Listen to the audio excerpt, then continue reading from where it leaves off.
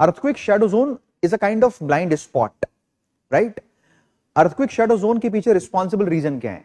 दो responsible reason है, एक तो डेंसिटी और स्टेट ऑफ मैटर में परिवर्तन, density and state of matter में चेंज होना।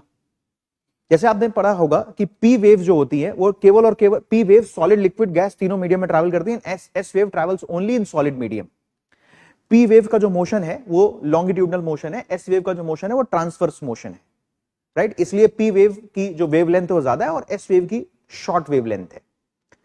पी वेव की स्पेशलिटी ये है कि उसकी एक तो स्पीड बहुत ज्यादा है, वेलोसिटी बहुत ज्यादा है। एस वेव से 60% ज्यादा वेलोसिटी है पी वेव की, राइट? और जितना ज्यादा मीडियम सॉलिड होगा, जितना ज्यादा डेंसिटी होगा, पी वेव की स्पीड उतनी ज्यादा बढ़ेगी। सो लोअर मेंटल जो सॉलिड स्टेट है, लोअर मेंटल से आउटर कोर में जाने पर पी वेव की स्पीड में डिक्लाइन आता है, मीडियम चेंज हो रहा है। क्योंकि जो आउटर कोर है, लोअर मेंटल सॉलिड है एंड आउटर कोर लिक्विड है। स्नेल्स लॉ कहता है कि माध्यम बदलने पर, मीडियम बदलने पर जो वेव है वो केंद्र की ओर मुड़ जाती है, बेंडिंग होती है।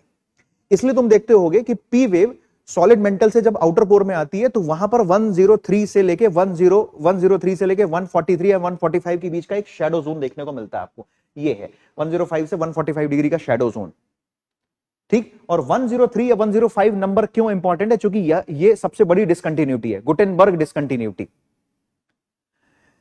लेकिन आप एस वेव का देखोगे तो एस वेव का शैडो जोन पी वेव के शैडो जोन से ज्यादा बड़ा है।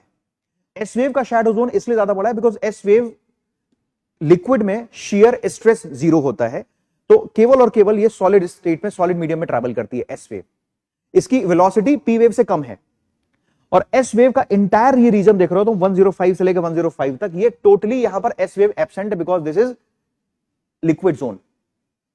Are you getting my point? इसके अलावा आप देखोगे जो पी वेव और एस वेव की अगर आप वेलोसिटी का अगर आपको देखना है कंपैरिजन, तो आप देखोगे इस डायग्राम के थ्रू आपको दिखाई देगा, ये स्केल है वेलोसिटी का।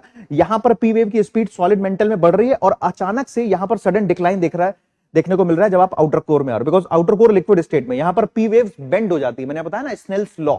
जबकि आप देखोगे यहां एस वेव टोटली एब्सेंट है एंड अगेन वो वहां पर इनर कोर में दिखाई देती है पी वेव। तो पी वेव जब इनर कोर में दिखती है तो वहां पर उसकी स्पीड भी ज्यादा होती है। इससे पता चलता है कि जो इनर कोर है वो सॉलिड स्टेट में।